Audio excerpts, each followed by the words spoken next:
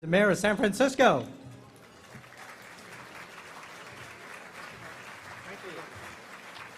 Wow, good evening, everyone. Welcome to the 41st anniversary of Asian Inc. Gosh, if Harold, you could see us now. Anyway, it's just my personal pleasure to be here tonight and to be joined by fantastic leaders of our country. And to all the other guests too tonight, thank you very much. It's been an exciting 2 years being mayor, both as interim and as now you're elected mayor. And I get this question quite a bit. You know, everybody comes up to me, "Hey, do you enjoy the job?" And I look at them. Many of you have heard my response. You know, enjoy is a strong word. But as Senator Feinstein, whom I just saw, and she was at the Angel Island Foundation event just now, because she's been a great leader. I often talk about her because she had some critical moments with me in persuading me to do this job, but it's always been, and it continues to be, not so much, I wouldn't emphasize fun, but I would say that it is worth all the sacrifice that this job commands. It's not an easy one.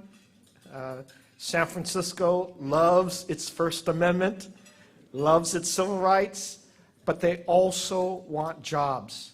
Everybody in this city, every neighborhood I've gone to, every supervisor that I can talk with, and I do talk with every one of them, we have no dispute. All of our residents, all of the new generations of people, they want this city to be humming. They want job creation and sustainability of businesses to be at the heart of everything and every decision that we make. And I got that message loud and clear, and that's why in my first year as interim mayor, I tried very hard to tackle some of the very difficult issues like pension reform, the whole issue of $385 million budget gap. And now this year, for the first time, we passed a 2-year budget. So we don't have to revisit a lot of things for 2 years, but we're going in the right direction. We're still third lowest unemployment. Today we enjoy 7.4 unemployment rate, the third lowest in the whole state. And you know, we're just behind, thank you, thanks to all of you, we're just behind Marin County and San Mateo County. Now I swear, you think about this. We buy all the wine for you tonight from Marin, Napa Valley. That's why their unemployment rate is lower than ours. And in San Mateo, that's our airport. We employ everybody in San Mateo because of our airport. So I think we take credit for being number 1 and 2 as well. And you may have read this week, we got the nod from the Business Week that we are the #1 city to live in the country. So that's, again, thanks to everybody's working together.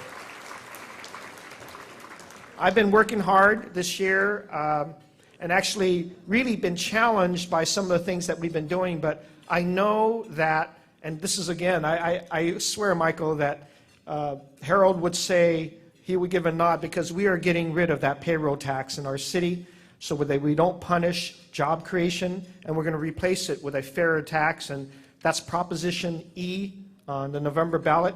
Those of you who live here, make sure you do. That's my plug. I'm B, C, E, and no on F. All right. And we put some very important things on the ballot, but that's really important to us to have a fairer tax system, one that will not punish job creation. We worked very hard with all levels of our business community to get that consensus approach. We also tackled something very hard as well. When the state decided in its infinite wisdom to get rid of redevelopment, many of you and I really hurt from that because that was our #1 source of funding for affordable housing. You know what affordable housing means to the city. It is very expensive, and I will be the first to admit that. And I was very lucky to even buy my house back in the 1990s, and I thought that was the biggest investment I ever made. But people have to now pay 3 times that just to survive in the city. So knowing that, how do we build more affordable housing?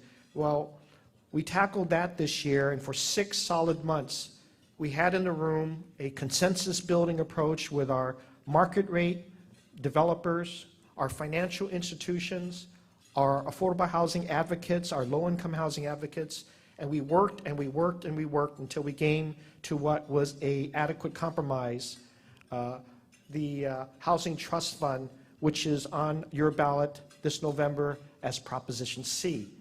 And it will create $50 million a year for the next 30 years as a source of revenue. That money not only will contribute to building affordable housing, it will also have about $20 million to help first-time home buyers, people who are working but still cannot afford those huge down payments. That'll go to them as well as to first responders, people who are working at jobs that are first responders. We want them to live in the city, so we're making them, regardless of their income, eligible for this first-time homebuyer program. We've also lowered the cost of putting those affordable housing units on the site next to market rate housing. We made that more affordable to the developers. So we've done a lot of things on this affordable housing, this housing trust fund. But the most important thing, and the thing that if I do enjoy about this job, I enjoy building consensus with the Board of Supervisors. And you've felt that. I felt pretty good when I can get agreement with the board on things that we care about. And no more of this political fighting. I meet with every single one of them. We try to leave our egos on the door side and say, what do we do to really help each other, help our merchant corridors, whether it's Excelsior or Clement Street or Bayview on 3rd Street or Central Market and in Chinatown as well. And we put aside the past fights. We've learned from those years where stalemate was the cause of so much grief in this city. And I often remind everybody we can get a lot more done if we talk about the business of the city and job creation, and we've done that with all these ballot measures. Proposition B is open space bond. We got a unanimous vote at the board to place a $195 million bond on this November's ballot to reinvest in our infrastructure for parks and open spaces. And guess what? People's property taxes will not go up, even though we do that general obligation bond. We figured it out. When Gavin was mayor, he assigned me, Ed, go figure this out, because I don't want to ask the voters to tell them we're going to get these general obligation bonds and then raise their taxes at the same time. So we figured it out by bringing discipline through a 10-year capital infrastructure plan. And none of our assets get their turn unless we've retired enough of our old general obligation bonds, so we only use that gap and keep it at the 1996 property levels that we enjoy now in San Francisco.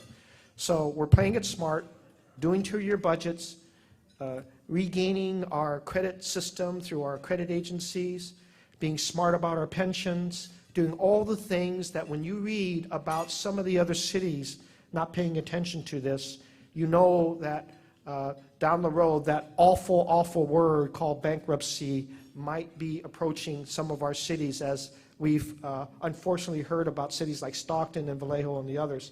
We are going the opposite way.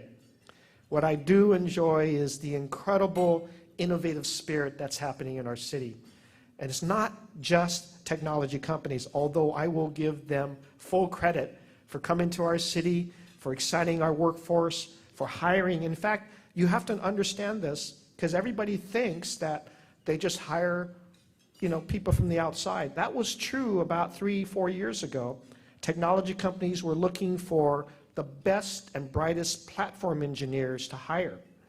But many of them have turned the corner now, and they're looking for culturally artistic talent that we can provide here locally with our San Francisco residents. And that's why I want our education up. That's why I want to make sure our city college is vibrant, our SF State is vibrant, our local schools are vibrant. I want our high school kids to be working these 5,000 summer jobs that we create, get them into these technology companies, get them introduced to biomedical and bio-life sciences that are going on with these incredible pharmaceutical companies that are at Mission Bay that we're helping establish. And then when you see a convention like Dreamforce that brings in 85,000 people in one setting, or next week, beginning this Sunday, Oracle has 50,000 people coming in. To add to these incredible conventions that we have, you can see a lot of people saying, I want to live in this city. I want to create. I want to innovate. And we have an open door policy in government that we're going to open our data to make sure these technology companies can create new ways of thinking and working with government to create more jobs for our citizens. This is what our city will look like. And the biggest thing that I can really point to that's going on is there is investor confidence in our city, private investor confidence. You see it in the Transbay Terminal. You see it with the buildings that people want to build, both office and residential. You see it on Mid-Market Street. And we made that right decision with David Chu, and Jane Kim and I worked together to make sure Twitter didn't leave the city. Wow, now that whole building is filled up. Twitter's not only in there, but One Kings Lane is there, Yammer's in there, Call Socket. It's all filled up. And Doug Shorenstein is working on the building in the back in Stevenson to fill that up. Then we've got thousands of units just on 9th, 10th, and 8th off of Market Street being built as we speak. We have 40,000 residential units in the pipeline already approved for San Francisco. And it's all waiting for their funding to get built. Hunters Point, Treasure Island, Viz Valley, Mission Bay. Investor confidence is strong here. We want to maintain it. I am already looking at all the things that we have to do to make sure it does not become a bubble. And the way we do it is to pass these propositions that we put on the ballot. And when we do that, then we get a little nod from a local team. The Warriors are coming back to San Francisco, 2017. And in just a couple of weeks, this city will be ignited around a world-class design that many of you are just going to jump out of your seat. But I'm going to let you stew with that. An arena on the waterfront, operating 250 days a week, not just basketball, but all the entertainment. And they've got a design that's going to wow the heck out of you. Just think about the designs that are in Sydney, Australia, and Hong Kong, and Shanghai. Think of that nature, because it's being designed by the same firm that designed our San Francisco Museum of Modern Art. So they're going to wow us all. Well, tonight, it's to celebrate Asian Inc. I wanted to give you the picture of what's going on in the city, because it includes Asian Inc. and all of the work that Michael and his wonderful staff does, and that the board of directors do as well. And I want to just add my appreciation to the recognition that you're giving to the Amada Wong Group tonight as a really great minority business, to One Pacific Coast Bank for their visionary work in community reinvestment, and of course the Greenlining team on their work for the supplier diversity groups. These are wonderful attributes that you're handing out tonight, but most importantly, all of you who are engaged in business of the city. Thank you for hiring people at a time when the whole state has been struggling, because we've been putting San Francisco out there as the example that in the economic times, business and the city work together in public-private partnerships. We help our contractors get their jobs done. We introduce them to each other. We introduce them to the technology companies, the pharmaceutical companies, the big conventions trying to think of innovative ways to do stuff. And we work together to make sure that this community is vibrant. We will not allow the failures of the state and the federal government to then play on us. Because ultimately, not only are we San Francisco, not only are we a great regional city, we are an international city. And you should see all the international representatives that are coming into town, not only this weekend, but every week, asking what is going on in San Francisco. And Mayor Lee, can you bring some of these companies over to our country and introduce them? We'd like to feel that vibrancy. So thank you for being part of an international city. Thank you for hiring folks. Thank you for believing and trusting in our city to be the best city in the world, the innovation capital of the world. Thank you, Asian Inc., for being there and helping so many businesses succeed. Congratulations.